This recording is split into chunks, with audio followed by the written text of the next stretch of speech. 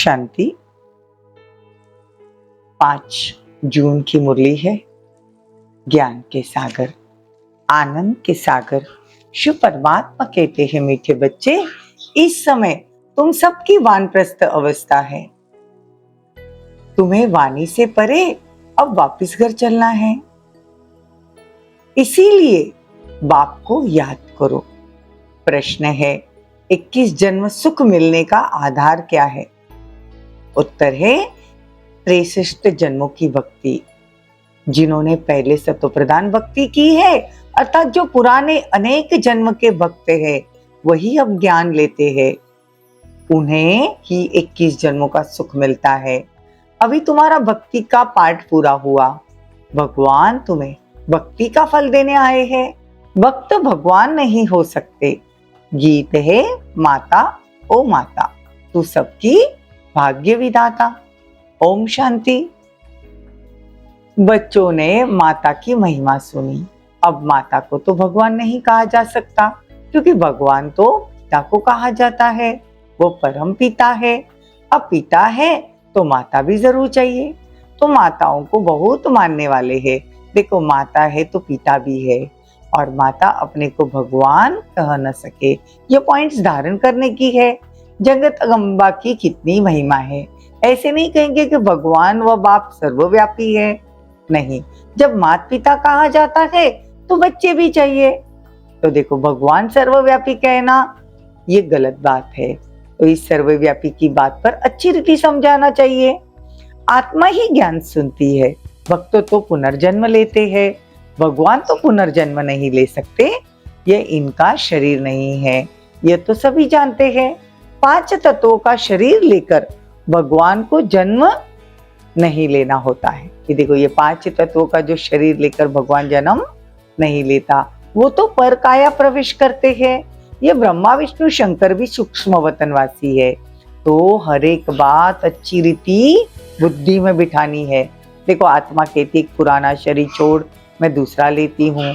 पुराना शरीर छोटा व बड़ा है, एक छोड़ दूसरा लेती है। यहाँ तो अचानक भी छोटे व बड़े शरीर छोड़ देते हैं। लेकिन बाबा कहते हैं मैं शरीर नहीं लेता हूँ। यह ज्ञान आत्मा में है ना। आत्मा पुनर्जन्म लेती है। तो परमात्मा के लिए ऐसे नहीं कह सकते। परमात्मा के लिए ऐसे नहीं कह सकते। आत्मा कहती मुझे वाणी से परे स्थान में जाना है, मतलब परम धाम में। आत्मा मेल अथवा फीमेल दोनों में प्रवेश कर सकती है। जब शरीर में आती है तब आत्मा कहती है इस समय मुझे मेल अथवा फीमेल का तन मिला है। देखो, बाबा बहुत अच्छी तरह से ज्ञान समझा रहे। अब सबको वापिस जाना है, इसीलिए बाप कहते हैं मैं तुमको सबको वापिस ले जाने आया हूँ। तो मुझे याद करो तो मेरे धाम में आ जाएंगे। ये कोई मनुष्य तो नहीं कह सकेंगे, सुप्रीम रूह बाप ही कह सकते हैं। देखो, सन्यासी उदासी ऐसे ऐसे बातें कर नहीं सकते। यह ज्ञान की बातें सिर्फ बाबा ही कर सकते हैं। लेकिन भगवान को सर्वव्यापी कहना, ये तो भगवान की इंसल्ट हुई ना। तो बाबा कहते अल्लाह से तो हम बहिष्ठ का वर्षा लेते हैं। अब तुम कहते हो हम अल्लाह है, अब तुम जज करो। दुनिया में कहते ना कि हम ही भगवान है। तो अल्लाह तो बहिष्ठ स्थापन करते हैं।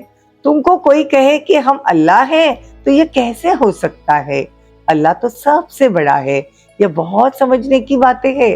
कभी भी कोई अपने को अल्लाह व भगवान तो नहीं कह सकते। बाप सबका एक है। ऐसे बहुत कहते हैं परमात्मा सर्वव्यापी है। अरे तुम भगवान हो, आशिक है उस माशूक के। एक परमात्मा को ही पतित पावन कहा जाता है। तुम समझा सकते हो कि तुम्हारे बड़े तो कहते हैं कि रचयिता और रचना बेअंत है। अब फिर तुम अपने को रचयिता कैसे कह सकते हो? देखो, बीज बेअंत हो नहीं सकता। झाड़ को बेअंत कहते हैं। कितने पत्ते आदि गिन नहीं सकते। एक बीज से कितनी टालियां पत्ते निकलते हैं। तो सबसे बड़ी महिमा मनुष्य की होती है। बाप कहते मैं आकर बच्चों को सारे ड्रामा का राज समझाता हूँ। यह बना बनाया ड्रामा है। ड्रामा के ऊपर चलते चलना है। तुम बाप के बच्चे सुदर्शन चक्रधारी बनते हो परमपिता परमात्मा द्वारा। क्योंकि वह भी सुदर्शन चक्रधारी है। तुमको भी नया बनाते हैं। नई सृष्टि में फिर नया जमाना, स्वर्ग होगा। अभी तो नरक का जमाना, तो नरक के जमाने में हो परमपिता परमात्मा ही आकर तुमको स्वदर्शन चक्रधारी बनाते हैं। तो हर एक बातें नई हैं, धारण करने लायक है, परंतु धारणा सभी को तो नहीं होती। धारणा होने से तो खुशी का नशा चढ़ेगा। ग्रस्त व्यवहार में रहते इसी नशे में रहना, स्त्री अथवा पुरुष हर एक को सुदर्शन चक्रधारी यहाँ ही बनना है। बाकी भुजाएं तो हर एक दो को दी है, मतलब एक दो भुजाएं सबको है। 84 जन्म लेते हैं, बाकी 4 भुजाएं वाले कोई होते नहीं। अंडरलाइन। देखो, मनुष्य ने आदि देव ब्रह्मा को महावीर कहा, मुंज दिया। कोई महावीर को हनुमान कहते हैं क्योंकि हनुमान महावीरता को दिखाते हैं। फिर उनका नाम पवन पुत्र रख दिया। आदि देव ब्रह्मा है और मनुष्य, जगदम्बा भी मनुष्य। इतनी भुजाएं आदि कहाँ से आई? माताओं को तो इतनी भुजाएं हो न सके, तो हमको भी नहीं होनी चाहिए। देखो, वंडरफुल बातें बाबा समझाते हैं। बाबा कहते हैं कि पतियों का पति परमात्मा शिव है। तो देखो, नंबरवार बच्चे भी होते हैं। कोई को माया तूफान में लेके आती है तो गिर जाते हैं, इसलिए ब्राह्मणों की माला नहीं बन सकती। फाइनल जब बनेंगे तो उनकी रुद्रमाला कहेंगे।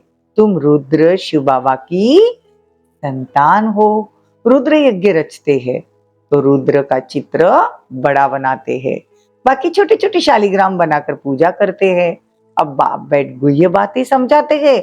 जो सर्विसेबल बच्चे होंगे उनको अच्छी रीति धारणा होगी और फिर समझा सकेंगे। तो भगवान भाई भाई हो न सके। दुनिया में कहते हैं ना कि हम सब भाई भाई है, सब में ईश्वर है, तो सब भगवान हो गए ना। ये समझने की बातें है। तुम जानते हो ब्रह्मा द्वारा नई दुनिया की स्थापना हो रही है, फिर आहिस्ते आहिस्ते बढ़ती जाएगी। 1 से 2, 2 से 4, फिर वृद्धि को पाते जाएंगे। तो जगत पिता वो है रचने वाला। तुमको रचा है ना, तो प्रजापिता ब्रह्मा द्वारा नई प्रजा की रचना रचते हैं, अर्थात पुरानी दुनिया को नया बनाते हैं। मनुष्य फिर समझते हैं सागर के पीपल के पत्ते पर परमात्मा आया। अच्छा, उसको फिर किसने रचा? यह बाप बैठ समझाते हैं। नई प्रजा कैसे रचता हूँ? वहां में स्वर्ग में गर्भ जेल में कोई नहीं होता, सब गर्भ महल में रहते, जैसे क्षीर सागर में आराम करते हैं। बाप कहते प्रलय कभी नहीं होती, मैं आता ही हूँ ब्रह्मा द्वारा भारत को पतित से पावन बनाने। तो बाबा कहते हैं 1-2 को क्या करना है? भू भू करते रहना है और सबको बाबा का परिचय देते रहना है। एक परमात्मा को निरंतर याद करते रहना है। माता पिता बाप दादा का मीठे मीठे सिक्की लदे बच्चों प्रति माता पिता बाप दादा का याद प्यार और गुड मॉर्निंग। रूहानी बाप की रूहानी बच्चों को नमस्ते। हम रूहानी बच्चों की रूहानी माता पिता बाप दादा को याद प्यार, गुड मॉर्निंग, नमस्ते, थैंक यू, बहुत बहुत शुक्रिया। धारणा के लिए मुख्य सार, इस बने बनाए ड्रामा पर चलते रहना, ज्ञान का सिमरन कर स्वदर्शन चक्रधारी बनना, सदा खुशी में रहना, भक्तों को भगवान का सत्य परिचय देना, भटकने से छूटना, ब्रह्मा की मददगार भूजा बन खुदाई खिदमतगार बनना। वरदान, अपने शुभ भावना के संकल्प से हर आत्मा में उत्साह भरने वाले सच्चे सेवाधारी भव। आप बच्चों की शुभ भावना है कि हर आत्मा बाप से प्राप्ति की अंजलि ले लेवे। इस शुभ भावना का फल उन आत्माओं को अनुभव करने का बल मिलता है। देखो कितनी अच्छी बात कहते हैं कि आप बच्चों की शुभ भावना है ना कि हर एक आत्मा बाप से प्राप्ति की अंजलि लेवे। इसी शुभ भावना का फल उन आत्माओं को अनुभव करने का बल मिलता है। शुभ भावना के संकल्प में बहुत बड़ी शक्ति है जो चारों ओर के वातावरण को बदल सकती है। जो सच्चे सेवादारी है जो स्वयं की उत्साह में रहते हैं, सेवा उत्साह से करते हैं और अन्य आत्माओं में भी बाप के परिचय द्वारा उत्साह भरते हैं। उत्साह ऐसी चीज है जो उसके आगे परिस्थिति कुछ भी नहीं, वो वार करने के बजाय बलिहार हो जाती है। देखो शुभ भावना में कितनी ताकत है। स्लोगन, बाप दादा से अटूट प्यार हो तो ईश्वरीय मर्यादाओं पर चलना बहुत सहज अनुभव करेंगे। ओम शांति, ओम शांति।